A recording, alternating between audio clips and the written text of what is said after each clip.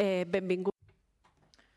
Welcome to this mid-morning session, or rather early afternoon session, where we're going to have two workshops back to back. And on how to organize local time offices. The aim of these two workshops is to provide some specific examples. We call them workshops because there will be ample room for questions and answers. We have wonderful speakers with us today, highly experienced in time use policies, and they're going to be here happy to answer any questions you may have and happy to share their experiences on the implementation of time policies, how to bring them to daily life in our areas, in our cities and local areas. We have representatives with us now from the Barcelona metropolitan area. I'd first of all like to ask them to share their experiences, and then there will be time to take questions from our audience. The first of these two sessions is entitled How to Build a Time Pact from a Local and Metropolitan Perspective. To do that, we have with us Emilia Pallàs, the Director of Local Socioeconomic Development at Barcelona Activa here in Barcelona, and Guillem Espriu, who coordinates social policies for the Barcelona metropolitan area. Both of them have different roles. Emilia Pallàs in the Barcelona City Council has a wide experience of the evolution of all sorts of time policies at the City Council, and can therefore bring to the table her experience, her wealth of experience. And she also has a double perspective, also both from the Barcelona city and also the metropolitan area. We would also like to hear from her and from Guillem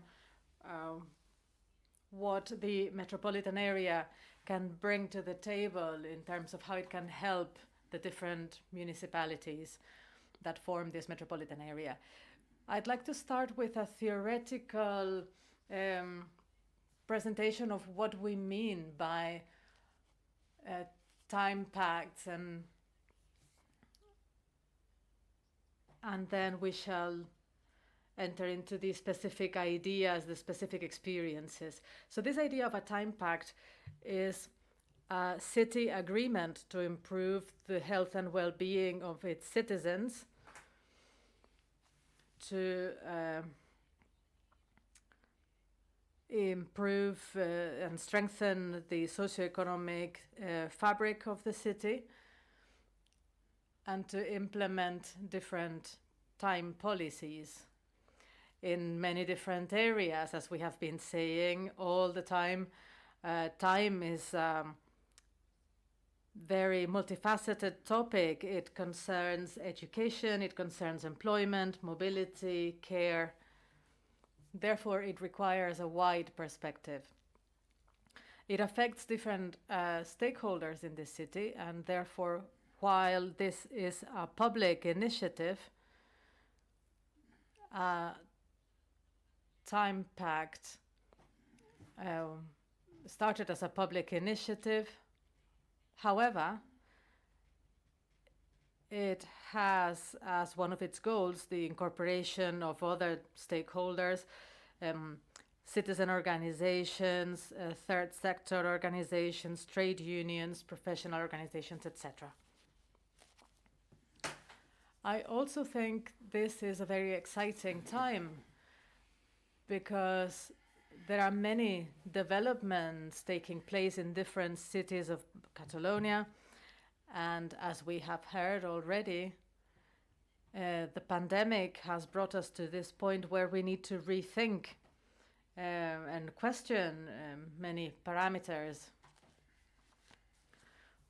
While we see which policies materialize, we can think how this can contribute to the recovery after the pandemic. And this is going to be one of the challenges, sustainability and green transition.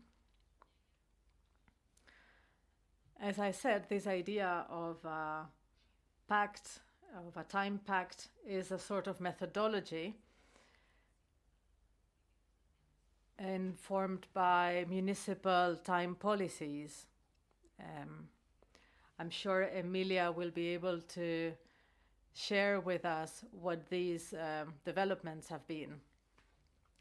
The idea of this methodology is to build consensus amongst different stakeholders. This process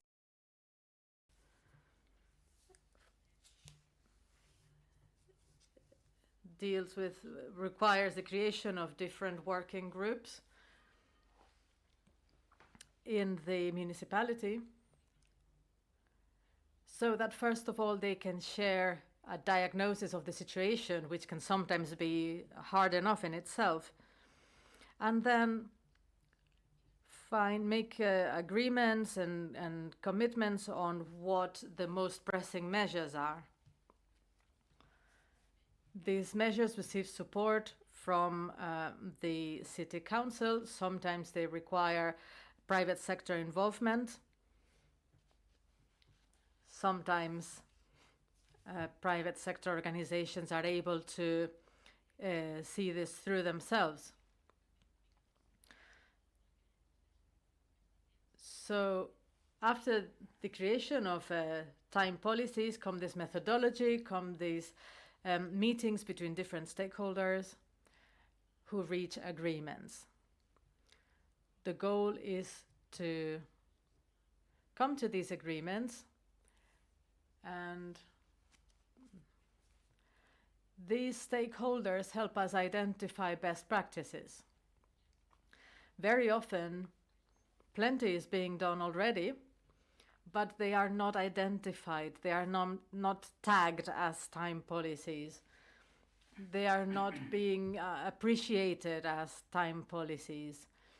So this methodology allows us to identify them and to raise awareness of them. Once these agreements are established, the process goes on to follow up on these agreements, to implement these agreements. And that would be the technical office, if you like, of these Time Pact, to make sure this mechanism keeps sticking. I insist, this is a theoretical methodology which builds upon existing policies. And today we are fortunate enough to have different municipalities working to materialize these policies and this methodology applied to their needs. I'd now like to hear from our speakers. We have the pioneering city council in time policies in Catalonia, which is the Barcelona City Council. Little by little, they have been incorporating this citizens' agreement, and many of you in the audience hopefully will be able to take this opportunity to ask questions to our experts. Thank you very much. I prepared a PowerPoint presentation. It is in Catalan, but hopefully our interpreters will be able to ensure everybody's able to follow. First of all, I'd like to explain how the Time Pact was developed in Barcelona. I tried to identify 3 different stages. First of all, a stage where the city council determined that which public policies should be followed, following the lead from our Italian colleagues. So a department was created to work on new social uses of time.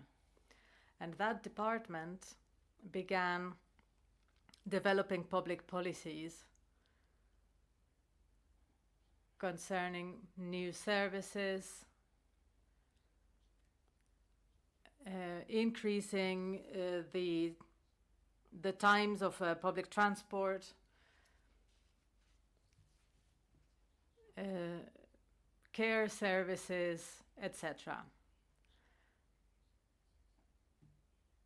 Also, in that initial stage was when the European network was established, and when a network of Barcelona companies was established.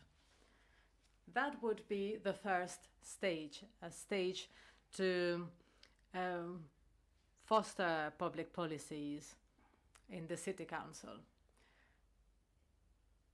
After that, we started thinking of how we could move forward and place time at the center of all issues concerning our citizens and our companies in Barcelona, because it was not just a matter of public policy with the required services, but rather it was also an issue which was a social issue and a cultural issue as well. Therefore, there was a need to create a local agreement, which led to the foundation, to the signing of the Barcelona Time Pact. This was a slow process. Initially, it was done internally, trying to find stakeholders in the business sector as well. And the aim was to incorporate different business and economic stakeholders from the city. So we had to draft some principles for this pact, and little by little develop what it meant to work towards better time use policies for the city, so that people and organizations and companies would be able to organize themselves, organize their time in the best possible way. This work led to a public presentation in 2014, where this pact was presented, and the different organizations involved in the initial stages began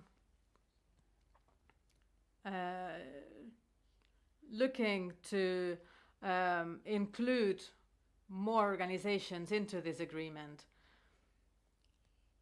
Currently, we are at the third stage. We need to keep monitoring and reviewing these agreements, because reality is changing all the time. We have sustainable development goals. We've had a pandemic, which has meant that time policies have entered a completely new stage,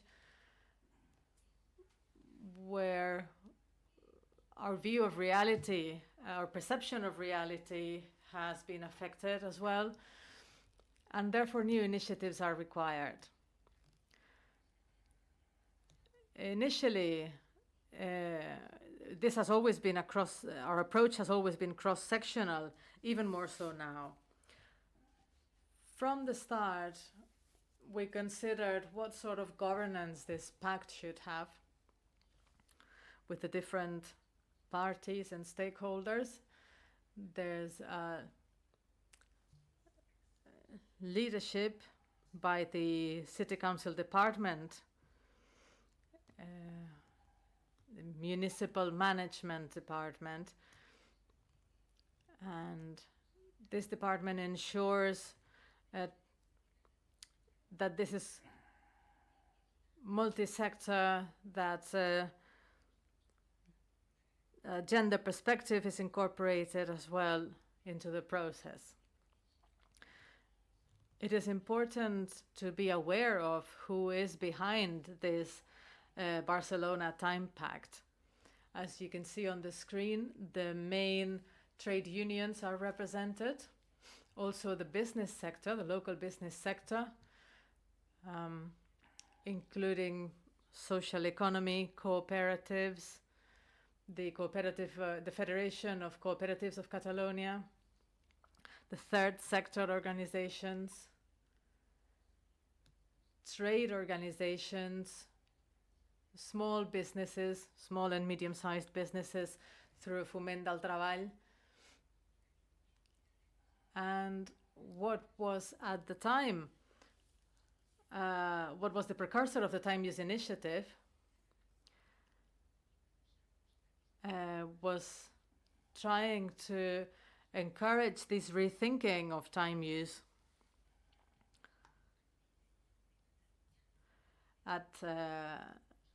in Catalonia.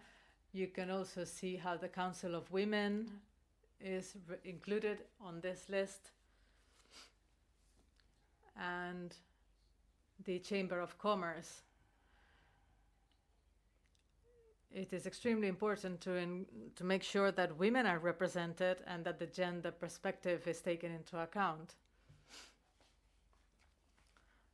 Throughout our internal debates,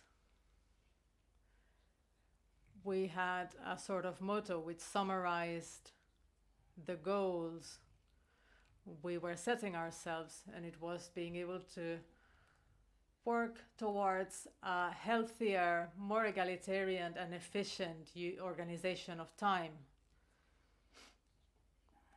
It is a right all people have, but not all people have the same possibilities to manage their own time.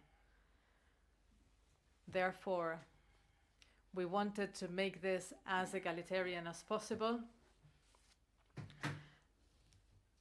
We wanted to be healthier. We know that how we use our time has an impact on our health, and we wanted it to be more efficient, to find a way to make time out of time. We have 6 goals, 6 specific goals that concern how we organize time in the city, co-responsibility between men and women, having time, having healthier time management models, making progress in the reform of time use, and a general awareness raising on the importance of time in citizens' lives and in organizations' lives.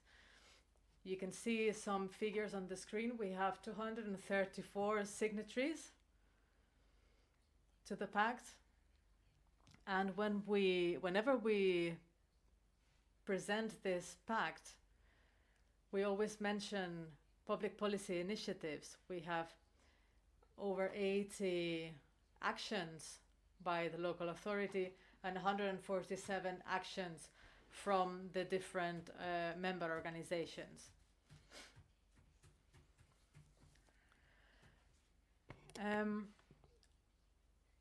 We also developed some materials that allowed us to explain the benefits, the advantages of making a better use of our time, a better management of our time, so that organizations can try and implement and apply this new time management to their needs.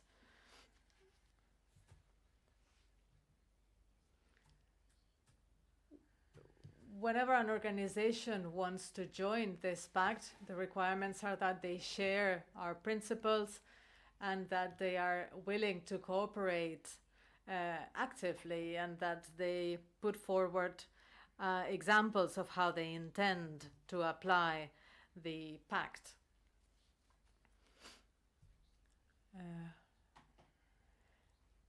this pact is open to companies, cooperatives, organizations, associations, all sorts of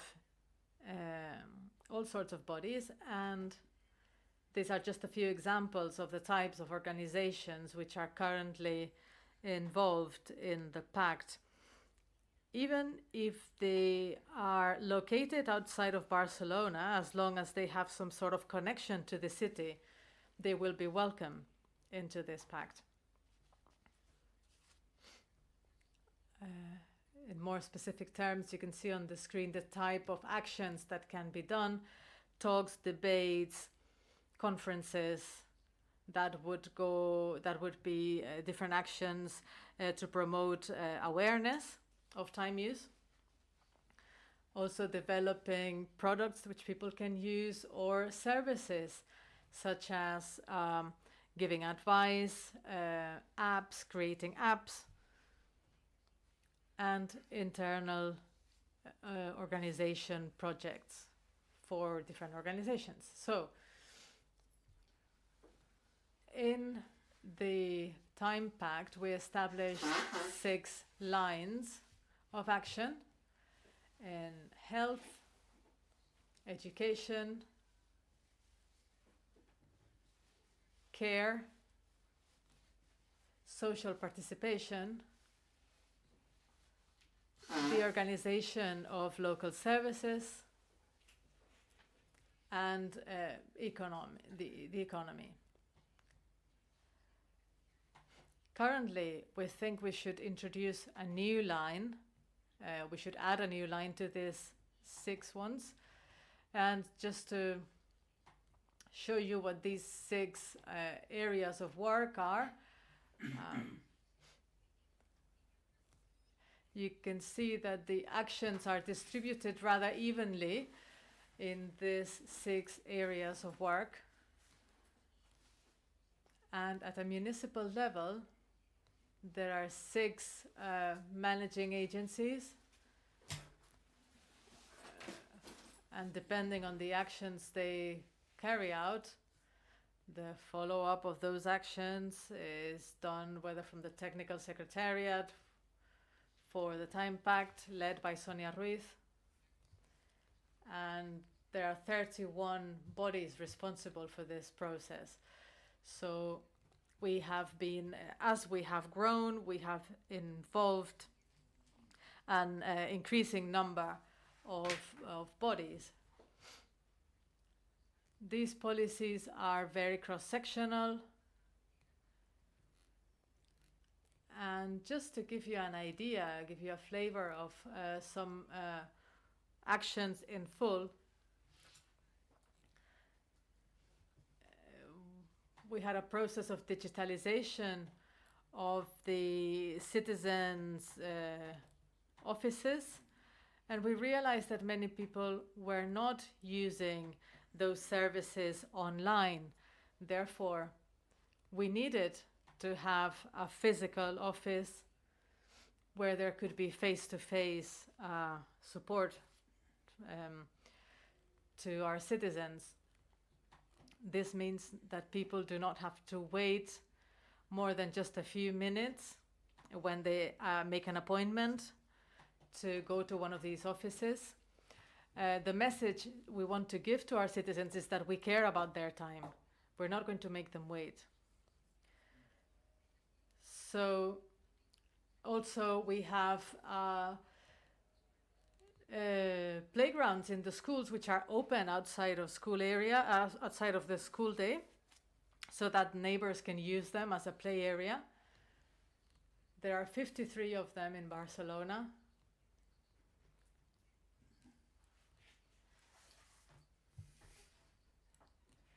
And we are also trying to see how we can raise awareness amongst young people and how they can use technologies responsibly.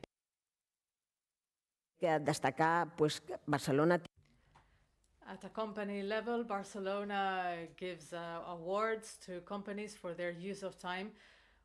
Many companies in Barcelona have been pioneers, pioneering how to use time more efficiently internally, recognizing the impact which this has on their employees and on the productivity of the company. Vam inaugurar fa When it comes to care, we opened Barcelona Cares, which is a center for information and advice and guidance towards people who are carers, be they professional or members of the family.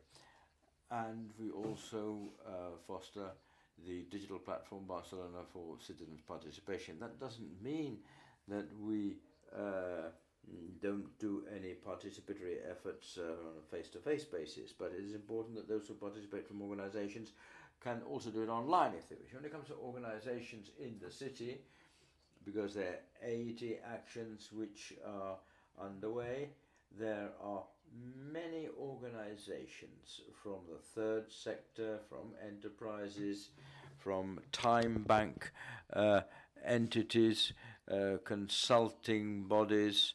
There's a whole wide range of companies. They should make explicit what measures they propose to improve time use. Most of them do it in terms of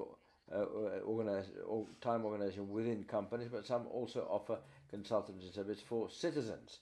And this would be the presentation I had. Thank you.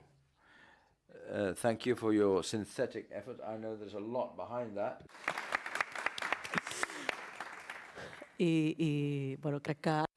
But I think you have managed to explain everything at breakneck speed, governance and objectives of the pact, and all this cross-cutting functioning. It was one of the challenges we have. I've been very interested in these two new axes you were talking about because it links up with what we were talking about this morning. Mobility, urban ecology, and so on.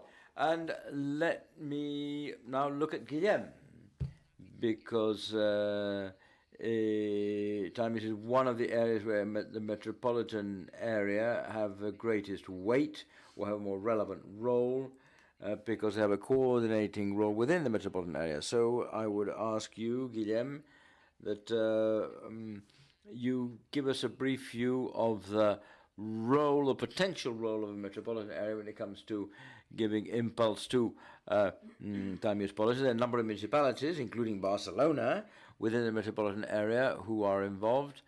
But is the metropolitan area a main driver, or is it a coordinator? As coordinator of these different roles, what can be the role of a metropolitan area? Good morning to everyone. Thank you very much. There are many people who don't share our language. At least say hello to you in a language we can all share. Let's see what I'm going to do. I'll speak slower than before because I was told that translating me has issues, because I have a trend to speak very, very fast, which doesn't help, interpreters say. Now, let's look at our metropolis. It is important. Our metropolis has 3,300,000 inhabitants, of whom 600,000 live in the city limits of Barcelona. Just so we have this idea. So Barcelona represents 50% of the population. So 1,600,000, not 600,000. And it has a centrality. In terms of metropolitan region, we are talking of 4 to 5 million people in the whole region. So there's a considerable complexity there. Our area, the metropolitan area of Barcelona, which I represent as coordinator of political social, is a young area, unlike the city of Barcelona. We were set up in 2016. The Office of Social Policies is has been short-lived. We're very young. And in terms of coordinating metropolitan policies, we only started 2 years ago. Municipalities have made a long head start, and we align with that in terms of opportunity, because metropolis have certain alignments. We have two targets. Our main activity is centered in combating inequalities. There are many inequalities in the metropolis. We center on that, but also economic reactivity. If you don't generate wealth, you can't really redistribute. So we also work with that. Time use policy is not so much a policy within metropolitan competencies or the remit of the metropolitan area. I'm not saying that we have provided support to municipalities which have started working on that. So bear in mind one thing when it comes to the metropolitan dimension, because when we talk of dimension, it's one of the key issues when we talk of the role of the metropolis within this reorganization of some of the policies. There have been experiences, territorial experiences, impulsed by certain councils. Two were pioneers, quite about the city of Barcelona, Sant Boi and Esplugues de Llobregat. I'll be provocative here. They have women mayors, and it's no coincidence. Early in the morning, I was listening, and I think it's good to be actively listening. So, and I've been here since yesterday. Women are far more centered in this strategy of reformulating time use, and so our society, with both men and women, should state that we need to focus on this to rebalance equality. And what we have done is intervening slowly but surely on these processes which were started by city councils, members of the metropolitan area. There are certain experiences. Emily was telling us that we have been about 17 to 20 years working with different experiences. But so these are not policies which started up yesterday. The analysis, if you analyze people's needs, they are different and diverse. People's use of time are different, and their priorities are different, and we must find ways of being specific, of aligning them. Remember one detail: when a city council starts working on time use policies, they start off by proximity. How do you regulate the individual's activity based on his environment? People from somewhere were talking of the 50-minute city, where you have all your services nearby. If you're talking of the metropolis, we're talking of bigger, longer lead periods. We're talking of 30. We're not a metropolis of 30 minutes. No way, not in Barcelona. Probably more. A lot remains to be done in that respect. And even though I didn't wish to dwell upon this, let me give you an example. Right now, we're beginning to experience or to carry experiences on mobility with concerning strategies which are individual linked. You have, say, information on public transport, and so you maximize the time spent on transport. That is happening right now. Right? You have apps and so on which allow you to find to know exactly when the bus is going to pass, when the train is going to pass, and the technologies in terms of transport which can make things much easier in terms of efficient use of time. But right now we were talking of the dimensions of municipalities and their proximity. Municipalities, well, when you're talking of mobility, you up the ante. We're talking of movement out of the municipality, and there you have contact with the metropolis to relate to with 36 municipalities with very, very different dimensions. The interconnection of the city of Barcelona is huge compared to the rest. But if we carry out an analysis, I would say that if you look at 8 or 10 municipalities are well connected, but with all the others, a lot remains to be done to achieve that level footing concerning individuals' rights to the efficient use of time. So how do we work on the collective rights? And this movement from the individual and the metropolis, that's where our competence come in. The metropolitan area has competence in the following, and I speak from memory: water, waste, mobility, and planning. Mobility and planning are right at the end, because these are the ones we're touching upon right now to vertebrate the metropolis, because the city council doesn't have much capacity to intervene. And there are many other sectors which appear on the table. I was looking at, and someone else mentioned it, in this process of concertation, and there are municipalities and cross-cutting sectors. And if we look at experience in the city council, there must be an agreement between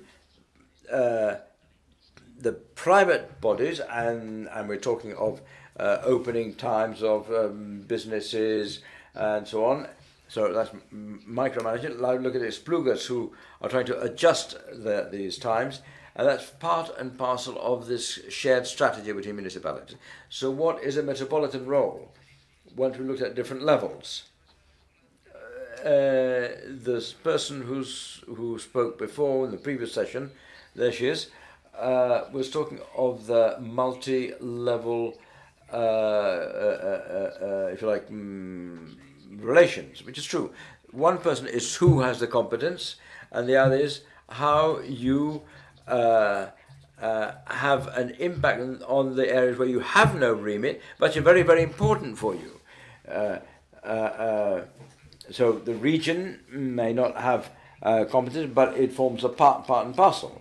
And we're talking the provincial council have certain competence in terms of traffic. What about the companies? And in companies, in social sectors, individual and collective agents who have a capacity to intervene, quite apart from our capacities as institutions. It is fairly obvious that we, as a metropolitan area, move from this individual perspective from city councils to the collective perspective. And the next few years, our objective is to create a map or framework where we can act upon. Barcelona is way ahead, in a sense. So we do have a certain advantages in terms of tempos, because we have experience of a city which has been a main driver. We have trial and error examples which have been seen, and we shall use them. We shall leverage them, because I think we have done something. And let me open a bracket here. We have the international network of cities which provide support to the system, and the same model which we have to apply to the international networks we share in Barcelona, share experiences, and these experiences can lead to greater knowledge. The Generalitat colleague was saying that we're going to set up a network where we can share experience and cooperate. Why do I say all this? Because this is what we need at an international level.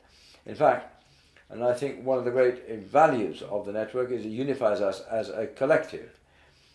And in the new world model, metropolis do have specific weight, considerable specific weight.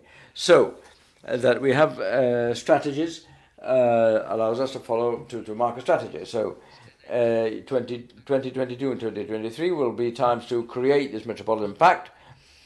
Emily and others will help us out, and we are lucky to have experiences like the CIDOB colleague was telling us about, which allows us to share and participate. So we are it's definitely a positive effort, a virtuous circle. The same here, but it's very interesting, your reflection on this combination between what is individual and what is collective, and how to achieve an ideal balance, how to strike a balance. Even though it's the time use week, and therefore we are pretty tight for time, I don't know whether anyone has questions, and we'll give you these 10 minutes leeway. If not, I'll launch them, but I would encourage you, as we really don't have time. I think there's someone over there who has a question. Again, please, interpreters remind you that we do need a microphone. Good morning. I'll be very brief. the representative of Barcelona, you've given many examples, and there's been a whole discussion. In the city of Terrassa, since 2007, we are also designing time use policies, and there's also a specific councillorship in that respect. And thanks to you, Marta and Ariadna, we are here to participate in this relaunching and this new stage. You've given, the Representative of Barcelona has given examples, specifically series of actions. You have the stakeholder city in the different fields and so on. But for these actions to have a real impact, and going back to the multi-level governance, we're not in an isolated city. Many of the actions cannot just be applied to our city. In terms of legislation and urbanism, there are other players beyond the strict city limits. And if we look at the experience of Barcelona of all these years,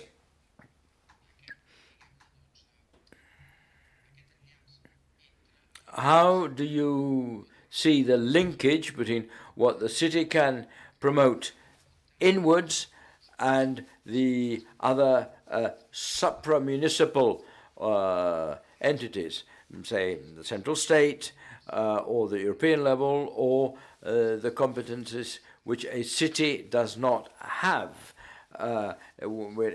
isolated from others? It has to take into account other players. Well, let's see.